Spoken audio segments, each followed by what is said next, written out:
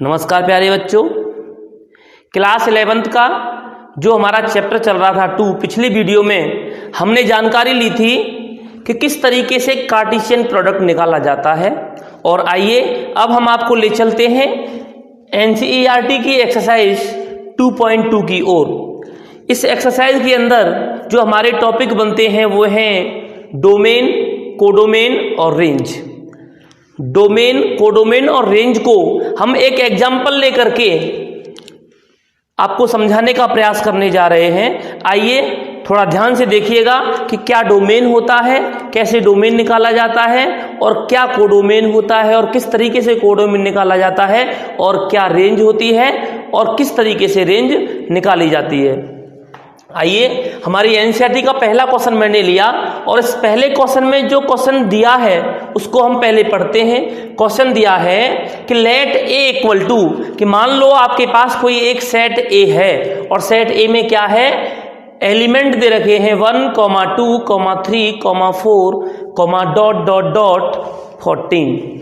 मतलब हमारे पास एक सेट है ए और उस सेट ए के अंदर कितने एलिमेंट हैं, 14। कहां से लेके कहां तक, 1 से लेकर 14 तक। और उसने क्या कहा, डिफाइन ए रिलेशन आर, और एक रिलेशन आर को इस तरीके से डिफाइन किया गया फ्रॉम ए टू ए से ए में, मतलब ए से ए में। इसका मतलब क्या हो गया कि सेट ए में जो एलिमेंट होंगे वो भी सेट ए के होंगे, और सेट बी जो होगा हमारा उसमें जो एलिमेंट होंगे वो भी हमारे ए के ही होंगे। मतलब कहने का ये है, अगर मैं बना दूं, ये क्या होता था हमारा सेट ए, ये क्या होता था हमारा सेट बी, लेकिन उसने क्या कहा कि इसमें भी ए वाले एलिमेंट हैं और इसमें भी ए वाले एलिमेंट हैं, हम इसको बी कह सकते हैं। लेकिन उसने क्या कहा कि जो सेट बी में है, तो सेट उसने कहां से कहां तक उसने रिलेशन को डिफाइन किया कि एक रिलेशन ऐसा है जो ए से ए पर है, मतलब सेट ए जो है वही सेट बी है।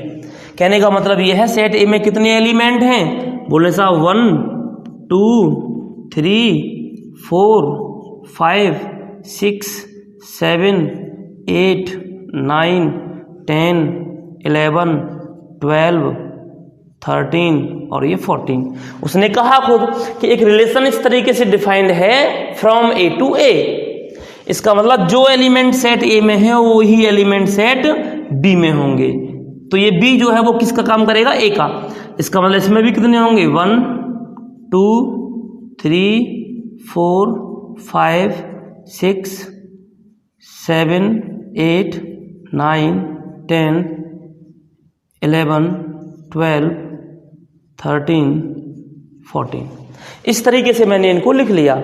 मैं इसमें रिलेशन बनाऊंगा अकॉर्डिंग टू कंडीशन। उसने कहा कि defined by R equal to, यहां सॉल्यूशन लिखेंगे आप, और उसने क्या दिया कि एक रिलेशन दिया है, और वो रिलेशन कैसा है कि इस रिलेशन के अंदर मैं यहां अलग से बता दूं आपको कि जितने भी ऑर्डर पेयर आएंगे वो सब कैसे होंगे, वो इस तरीके से होंगे कि x, y such that 3x minus y equal to 0।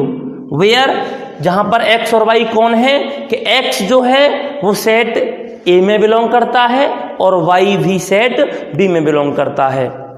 समझ लीजिए, मैंने बताया था कार्टेशियन प्रोडक्ट जब करते थे, जो ऑर्डर पेयर में पहला वाला एलिमेंट जो होता था वो हमेशा x वाला होता था, और x वाले एलिमेंट हमेशा किस में पाए जाते हैं, सेट a में। और जो दूसरा वाला एलिमेंट होता था y, वो किसका होता था, सेट b का। इसका मतलब सेट बी के सारे एलिमेंट को क्या माना जाता है, y। इसका मतलब हम अकॉर्डिंग टू द रिलेशन हम क्या करेंगे, यहाँ ऑर्डर पेयर निकालेंगे। उसने कहा कि 3x minus Y equal to 0। मैंने अलग से लिया कि 3x minus Y equal to 0, तो y इक्वल टू कितना हो गया प्यारे बच्चों, 3x। इसका मतलब आप x कितना ले सकते हो, उसने कहा आप x ले सकते हो कितना, a से y मिलना चाहिए a में, मतलब x a से ले सकते हो और y भी a ही मिलना चाहिए, a से बाहर नहीं जाना चाहिए। मतलब कहने का हो गया, अगर आप x रखना चाहते हो तो जो सेट a में है उनको रख सकते हो बस। इसका मतलब अगर मैं x लूंगा तो पहले यहां से स्टार्ट करूंगा। तो अगर मैं क्या करता हूं, मैंने x इक्वल टू 1 लिया तो कितना आ गया, 3। मैंने x इक्वल टू कितना लिया, 1, मैं लिखूंगा। मैंने x इक्वल टू लिया 1 तो y इक्वल टू कितना मिल गया 3। उसने कहा कि जो x और y हों वो दोनों के दोनों a में मिलने चाहिए। हमने देखा क्या x में 1 x जो 1 है हमारा a में आ रहा है, y जो है हमारा जो 3 है वो a में आ रहा है कि नहीं आ रहा, मतलब 1 और 3 दोनों में a में आ रहे हैं। इसका मतलब ये इस बात को फॉलो कर रहा है। फिर दोबारा में क्या किया, हमने x इक्वल टू कितना लिया 2 तो y इक्वल टू कितना मिल जाएगा 3 2 या 6। इसका मतलब हमने जब x को 2 लिया तो y मिला 6। इसका मतलब 2 और 6 दोनों के दोनों a में हैं। इसका मतलब ये भी चलेगा। फिर हमने क्या किया, यहाँ 3 लिया तो यहाँ कितना मिलेगा 9, मतलब x की जगह 3 रखा तो y कितना मिल गया 9, ये भी चलेगा। ऐसे ही मैंने क्या रखा 4 रखा तो यहाँ कितना मिल गया 12, मतलब यहाँ 4 रखा तो यहाँ कितना मिल गया 12। अब इसके बाद अगर मैं यहाँ 5 रखता हूँ तो यहाँ कितना मिल रहा है 15। मैंने क्या रखा 5, मैंने रखा x बराबर 5, x इक्वल टू 5 रखा जो बिलोंग करता है a में, अच्छी बात है। लेकिन y इक्वल टू कितना मिला 15 और y इक्वल टू जो 15 मिला है क्या वो a में है, कहीं नहीं है। इसका मतलब does not belongs to a। इसका मतलब हम केवल x इक्वल टू कहाँ तक रख सकते हैं 4 तक। क्यों रख सकते हैं, क्योंकि अगर हम x की वैल्यू 4 से ज़्यादा लेते हैं, 5 लेते हैं, तो 5 लेने पर 5 जो था वो कौन था x था, और x जो 5 है वो a में मिल रहा है, अच्छी बात है। लेकिन जो y मिला वो क्या मिला 15, और y इक्वल टू 15 क्या a में बिलोंग करता है, नहीं करता। और जबकि उसने कहा था कि x और y दोनों बिलोंग करनी चाहिए a से, यहाँ a में x तो बिलोंग कर रहा है लेकिन y बिलोंग नहीं कर रहा। इसलिए हम क्या करेंगे, केवल x की वैल्यू कहाँ तक लेंगे 4 तक। इस तरीके से हमने देखा हमें क्या मिल गया, रिलेशन दिया था सेट बिल्डर फॉर्म में, हमने निकाल लिया उसको रोस्टर फॉर्म में। अब रोस्टर फॉर्म से क्या करना होता है प्यारे बच्चों, आइए देखते हैं। इसके बाद अब इसके अकॉर्डिंग चलते हैं। मैंने बताया था कि किसी भी जब हमारे पास कोई रिलेशन मिल जाए तो उस रिलेशन के ऑर्डर पेयर में जो पहले वाले एलिमेंट होते हैं, पहले वाले वो हमेशा किसके होते हैं x के। ये सब कौन से एलिमेंट हैं x, और x हमेशा कहाँ बिलोंग करता है सेट a में। फिर मैंने बताया था कि दूसरे वाले जो होते हैं वो कौन होते हैं, बोले y, और जो हमेशा बिलोंग करेंगे किसमें, दूसरे वाले सेट b में। ये बात बताई थी। तो आइए,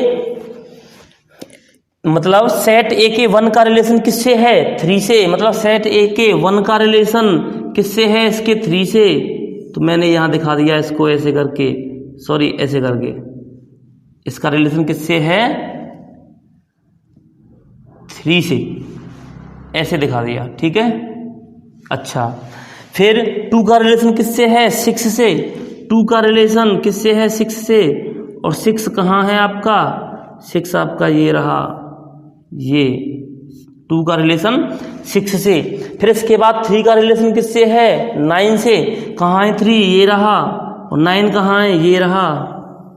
9 का रिलेशन, 3 का रिलेशन 9 से, समझ में आ रहा है ना। इसके बाद 4 का रिलेशन किससे है 12 से, मतलब सेट ए का रिलेशन सेट बी में किससे है, इस बात को हमें एरो से निशान लगा करके दिखाना है। तो इसके सेट ए के 4 का, सेट ए के 4 का रिलेशन सेट बी के 12 से रखता है। इसका मतलब 4 का रिलेशन किससे है 12 से। इस तरीके से हमने रिप्रेजेंट कर दिया इसको वेन डायग्राम के द्वारा। अब आइए देखिएगा, ये बात तो समझाने वाली थी। अब आपको जब ये कंडीशन दे रखी हो तो आपको करना क्या है, समझ लें ध्यान से कि सबसे पहला काम दी हुई कंडीशन के अकॉर्डिंग आपको निकालना है उस रिलेशन को सेट बिल्डर फॉर्म से रोस्टर फॉर्म में। हमने रोस्टर फॉर्म में निकाल लिया, वेन डायग्राम द्वारा हमने रिप्रेजेंट कर दिया। अब देखिएगा, उसने पूछा कि ये रेंज, डोमेन, कोडोमेन ये होती क्या है। तो आइए समझते हैं। सेट ए में जितने भी एलिमेंट होते हैं, सेट ए के अंदर जितने भी एलिमेंट हों, उनमें से केवल वे एलिमेंट जिनका रिलेशन वहां दूसरे वाले में किसी से हो, मतलब सेट ए के वे एलिमेंट डोमेन कहलाएंगे जिनका रिलेशन उधर वाले एलिमेंट के साथ हो। मतलब कहने का यह है सेट ए में ऐसे कितने एलिमेंट हैं जिनका एलिमेंट वहां किसी न किसी से है। हमने देखा 1 का, 2 का, 3 का, 4 का, केवल इन 4 का रिलेशन है, इनके अलावा और किसी का रिलेशन नहीं है। इसका मतलब मैं सबसे पहले लिखूंगा डोमेन।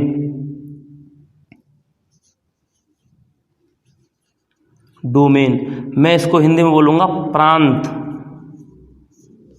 हिंदी में बोलते हैं प्रांत। अब प्रांत कैसे क्या होता है? सेट ए में पाया जाता है डोमेन, और डोमेन वह होता है जिन एलिमेंट का रिलेशन सेट बी में किसी न किसी से होता है। हमने देखा कि सेट ए में केवल 4 का है। मतलब कहने का यह है ऑर्डर पेयर में पहले वाले जो एलिमेंट होते हैं वही क्या कहलाते हैं? डोमेन। तो पहले वाले एलिमेंट कौन कौन है? 1 2 3 4 इधर देख लो, या फिर इसमें पहले देख लो 1 2 3 4। इसका मतलब हम लिखेंगे 1 2 3 4।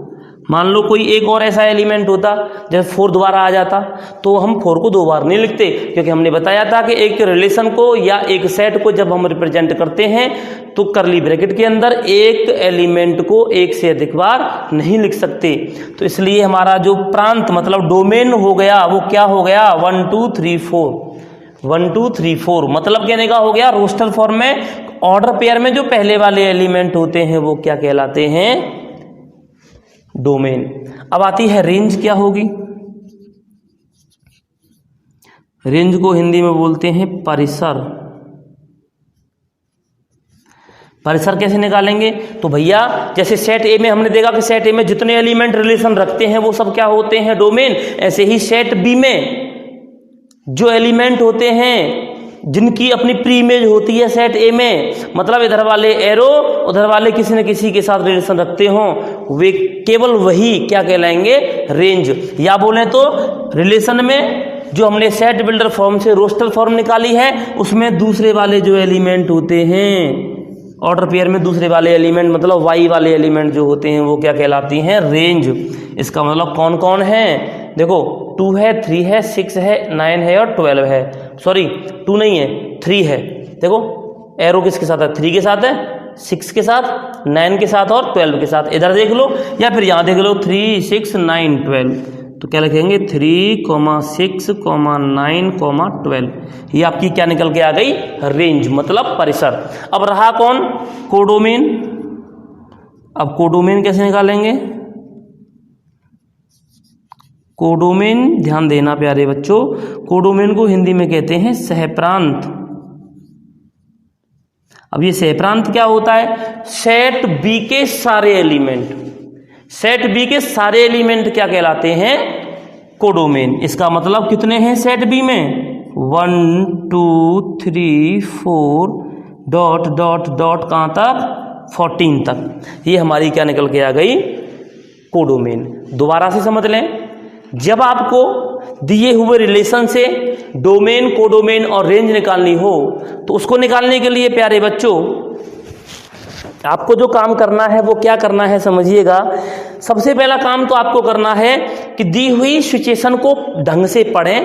पढ़ने के बाद सेट बिल्डर फॉर्म जो दे रखी है उसको रोस्टर फॉर्म में लाएं, और रोस्टर फॉर्म के बाद वेन डायग्राम बनाएं जिसका इधर वाले एलिमेंट का रिलेशन उधर वाले जिस एलिमेंट के साथ है उसको एरो से रिप्रेजेंट कर दें। उसके बाद सेट ए में वे एलिमेंट जिनका संबंध वहां किसी न किसी से है तो सेट ए के वे एलिमेंट या रोस्टर फॉर्म में ऑर्डर पेयर में पहले वाले एलिमेंट क्या कहलाते हैं? डोमेन। और रोस्टर फॉर्म में ऑर्डर पेयर में दूसरे वाले एलिमेंट क्या कहलाते हैं? जो बाई वाले होते हैं वो कहलाते हैं रेंज। और कोडोमेन हमेशा सेट बी जो होता है, दूसरा वाला जो सेट होता है उसके सारे के सारे एलिमेंट जो होते हैं उनको हम कहते हैं कोडोमेन। तो इस तरीके से मैंने आपका पहला क्वेश्चन करके समझाया और कोडोमेन, डोमेन और रेंज के बारे में हमने अच्छी तरह से जाना कि ये होते क्या हैं, किस तरीके से निकाले जाते हैं। तो आइए पहले आप इन्हें अच्छी तरह से नोट करें।